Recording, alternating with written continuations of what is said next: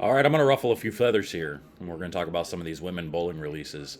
It's been a big topic for me over the last couple of weeks because I've been doing release and accuracy training clinics at the Waterford lanes here, where our bowling center or our pro shop is.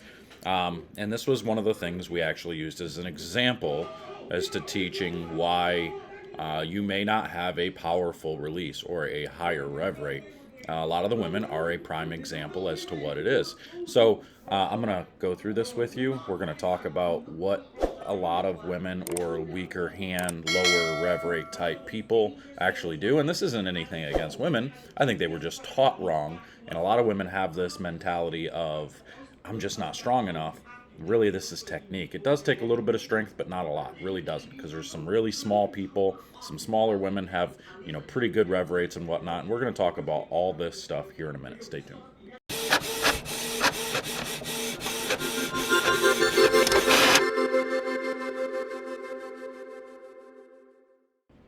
All right, we're going to take a look at some of the releases here. I'm going to try to pause on some of these so you can see them. But let me back up to the beginning here. Watch these first ones. Now, this isn't to say that these releases are bad. These girls, these women, they have some great ball roll. They understand what to do with their hand as far as creating good ball roll, which is why a lot of them are very successful, especially when they're tougher. And maybe it's just a product of their environment, which is why a lot of these women have the same characteristics. I'm really not sure. But I do know their hands could be in a much stronger position. And I'm going to try to show you some similar characteristics here and then get to the meat and potatoes of the rest of them, of the actual strong hand positions. So we take a look here. First thing we want to notice is the wrist guard, okay? But look at where the hand is. If I draw a straight line across that ball in the equator, hard to see with my little play button there, but if you draw a straight line across the equator of the ball, where's her hand? It's on the top side. Look at her left shoulder. Her left shoulder is behind her, the right shoulder goes forward. This is a very common thing for women. I'm not sure why, but it is something I think that's been taught by a lot of college coaches. The swim move, throwing that left shoulder back while throwing the right shoulder forward. Maybe it's a ball speed thing, I'm not sure, but it's an incorrect technique, in my opinion, to be doing these types of things. But when you watch her ball roll is fantastic. Her hand is still technically kind of up the back, and she's rolling it forward. Quite a bit of side rotation, but the ball roll is still really nice. But the unfortunate thing is because of where her hand is at the top of the ball, it's not going to read soon enough, and you're not going to get that ball to read the middle of the lane when you go left. So this is why they get trapped playing the right part of the lane. Now this one was a little bit better. Let me back that up there. This one is a little bit better.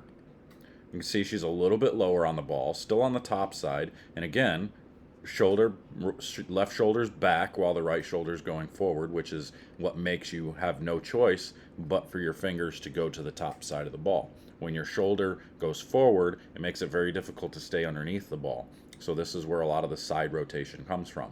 Her thumb, you can see, is already pretty much cleared. She's just got the tip of her thumb in. At this point, the thumb should be basically cleared, or at least where there's no pressure on the thumb, and now all the pressure's on the fingers, and you're just rotating through with your fingers. That's what creates rev rate. The quicker you can make that transition from the thumb to the fingers, and the faster you can make the movement with your fingers, the faster your rev rate's going to be. A lot of other techniques can go into this with the bent elbow and things of that sort, but for just beginner's sake, that little bit of quickness with the thumb and the fingers is what makes all the difference in the world. But you can see, again, her ball roll's pretty good. Quite a bit around the side of it, but she is playing the lanes a little bit further left than the last person was. She wants it to push, and it does. It's high flush. Well, it looks pretty good. But again, that ball's not going to read the middle of the lane very well. Let's see where... See, that now this is a super extreme example. Let me see, can I back that up just a little bit? Yeah, right here. She's really on top of the ball. And Deandra's always been on top of the ball like this, but this is very, very much top spin. Very much so. Very high tilt. She doesn't quite get her hand underneath the ball. Let's look at the shoulder. Yeah, see, again, her left shoulder is behind her already. Very common thing for women. And this is one of those things that I really try to teach against, is having that left shoulder back behind you as you're releasing, because it makes it very difficult to have your hand on the back side of the ball and underneath the ball. We want to think of the ball, our fingers dragging on the floor as we're letting go of the ball. When our fingers are dragging, that means we can be underneath the ball as much as possible. And then we also want our fingers to the inside part of the ball. Now, because of her high tilt, she actually gets forced to play a little bit further left than most, because her ball skids so far and is so high reactive. Now, this is another one, Missy. I'm not going to be able to see her shoulders, but you can definitely see how far off the side of the ball and on top of the ball she already is. And again, maybe it's just product of their environment. Maybe they just bowl on a lot of their patterns hook a lot, maybe. Maybe that's what it is, and so they have to use weaker releases. I don't know, but it always seems like that's where they go. They get these weaker releases. And I'm not saying weak ball roll. Most of their ball rolls are really nice. They get it going in the right direction, and they get it rolling in the proper direction. But their hand is just not in a strong spot. And again, look at the shoulder. Look at the left shoulder here. Flailing back already, which makes her arm and her hand, see, she's trying to keep her elbow to the inside, but her hand won't let her. Her hand, because of the shoulder, has to go to the outside and to the top. So she gets to the top. Again, good ball roll, though. She still rolls it forward nice, but she's losing a lot of leverage and power because of her position, because of where her hand is. So, but otherwise, really good ball roll. If I could teach a lot of these ladies ball rolls, I would. But I'm trying to get people to be more underneath the ball. Let's see here. This is Daria. She's a little better. Look at that. She's closer, and that's why she's a little bit more strong, a little bit more powerful. See the thumb clear. This is a very good example. Thumb clears, fingers roll through the side. That's why she has a little bit higher rev rate than a lot of the girls on tour. And look at where her fingers are. She's a lot closer to the equator. Again, still on top, but a lot closer to the equator. So she's more powerful than most of the girls that are bowling out there, which is why she's winning a lot more, in my opinion. I'm not saying power is everything. I'm saying these things are very important for creating room for error, for creating carry, having better carry position. Like, why do you think Belmo gets all those hits that he gets? It's not because he's that much better, which he is that much better, but I'm saying it helps to have that much power. Another one, she stayed behind it really nice.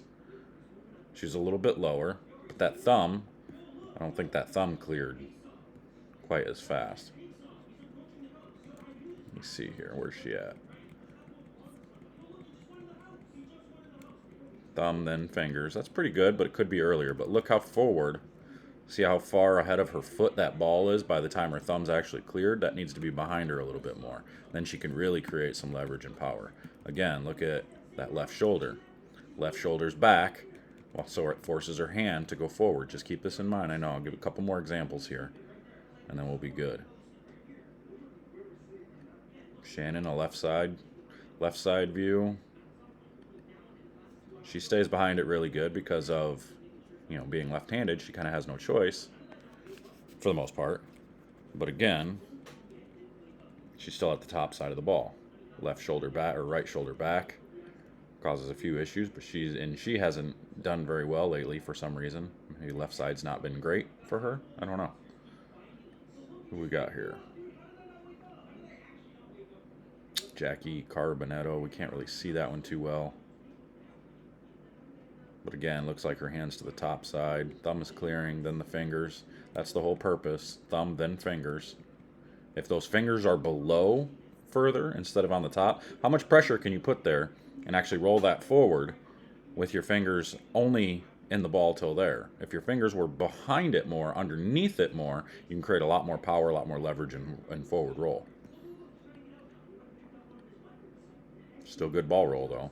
Kelly Kulik, generally, yep, she's one that does it more proper. Oh, my chicken's done. She does it more proper. See how close she is to the equator? She's almost right on the equator. Hands to behind the ball. And that's why she's always been much better at playing the inside part of the lane than a lot of the ladies. So she does it really well. So, with that being said, let me get this opened up here, you can see what these ladies do compared to what we want to do. Now, if I were to go back, I'll pull something up and see if I can't pull up some men, and we'll take a look at them as well. All right, here we go. So now we got some men, starting with Belmo, of course, the most powerful. When you watch, you see how far underneath the ball his fingers are. Now, it's a little bit easier not having a thumb in there, of course, but it's still a prime example of what to do with your fingers. Unless you're two-handed, you're not going to get your hand really that far under the ball. Pretty difficult to do, but that's where his advantage comes in. He's able to really create a lot of leverage and a lot of power with that type of release. You got Tommy Jones. This is another pretty good example here. Move this out of the way. You can see his fingers below the equator. And then as we move forward, he rolls right through the back. Fingers released. He's another, he actually gets his shoulder back before the release too, but he's apparently just super strong and can get the ball to do the right thing, get his fingers in the right spot anyway. Who we got here? Dick Allen, another one. He's right at the equator, a little bit below the equator there as he rotates through. Thumb, then fingers, not bad. But he's one of the mid-range to lower rev rate guys on tour in this day and age. And then as we move forward, who we got here? Simonelli. This is a good example for the left side. You can see how far underneath the equator his hand is. Rolling right through that back of the ball. A little bit of side rotation. He's actually curving it for a lefty right now, playing 23. At the arrows for a left-hander. That's pretty incredible. This is one of the best in the game, as far as I'm concerned, is with this where his hand goes. You see how far inside his fingers get, and then how behind and underneath the ball he is, and then he just snaps it off and rolls his fingers through. You can see the quickness of the thumb to the fingers. Goes up a little bit with it, but that's okay. That's still a really good example of what we're looking for. Sanders, he's a little too high on the ball, but again, he's a twirly type lefty. He gets it to twirl around the lane a little bit, which I think which is what gravitates him towards a purple hammer a little bit more too, because it allows that ball to read the fronts better. Who's this? I'm not sure who that is. Here's EJ. Another really good extreme example. Fingers to the inside. Hand way below the equator. Thumb way out of it. Then rolls his fingers through it. And does it super fast. Very quick. Chris Vi. Another one. Look at how low he gets his hand underneath the ball at release point. Another advantage of two-handed bowling. It's getting that low below. Let's take a look at Brad Miller. Another one below the equator. Not as low as some of the others, but still very, very low. And then rolling through the back side of the ball. Very nice. Very good. Nice and powerful. Real strong. Another two-handed Jesper. Another one that, he's almost on the front side of the ball. His fingers are so wrapped behind it. That's why he's got 600 revs. I'll watch his fingers just rip through it. It's amazing. That's incredible. All right, we're going to call that good right there, because that's Bill O'Neill again. So, as you can see, that is the men. And the difference that what they do. Now, a lot of the women are going to say, well, I'm not strong enough to get underneath the ball like that. You're only underneath the ball for a fraction of a second. It's just getting your body in the right position to get yourself underneath the ball. The technique is now to make sure that your foot is stopped, then the ball comes through, because as your foot stops, you're able to tuck underneath the ball and go through the lane that way. So we're going to take more look at this technique in some of my advanced classes and some of my release classes. I think I'm going to create a virtual class on the release, on teaching this and doing the right things eventually here real soon. So be on the lookout for that. That's all I got for you. I just want to talk about the release as far as creating leverage and power with your hand. and what the women do versus what the men do, or I should say what the weaker hand positions do compared to the stronger hand positions. It's not just a woman thing. So I'm going to get out of here, and until next time, I will see you guys later. Take care.